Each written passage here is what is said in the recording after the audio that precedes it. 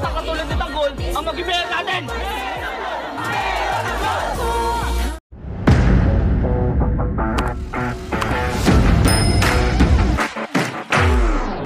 Loob ng kotse, si Miguelito kasama ang kanyang tauhan, biglang tumawag ang isa pang kasamahan nila. Ibinunyag nito na peke pala ang titulo na ipinangpusta ni David. Agad itong sinabi ng tauhan kay Miguelito. Galit na galit si Miguelito sa nalaman.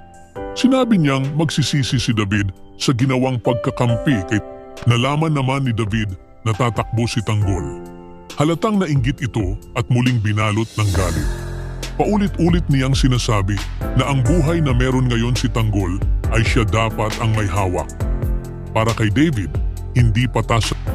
Pinakilos agad ni Miguelito ang kanyang mga tao para hanapin si David. Matindi ang galit nito at handa siyang gawin ang lahat para mapanagot si David sa ginawang panluloko. Samantala, patuloy ang pagsagip ni Tanggol sa sanggol sa gitna ng sunog.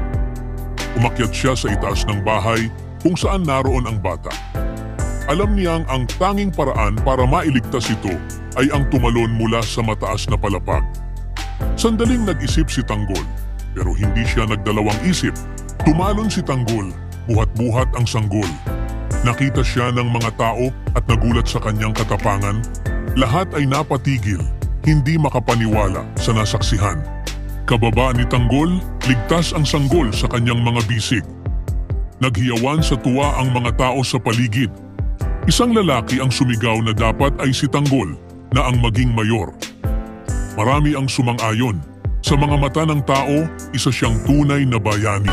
Sa kabila ng banta sa kanyang buhay, pinatunayan ni Tanggol na ang tunay na lider ay hindi natatakot magsakripisyo para sa kapakanan ng iba.